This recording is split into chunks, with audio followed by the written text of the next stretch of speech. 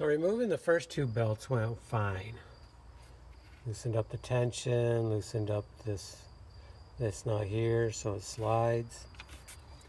Loosened up, let's see, this one down here.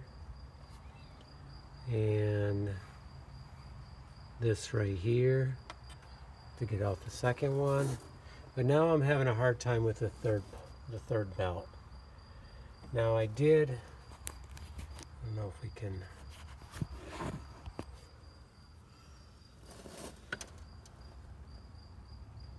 right there, I loosened up those two nuts, so that's loose, and I thought that would do it, but it doesn't seem to move yet. So is there another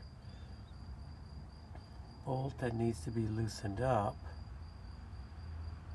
I'm just not sure. Maybe it's been stuck in place for so long it needs a little tap. But I'm not sure. I really don't want to start banging things.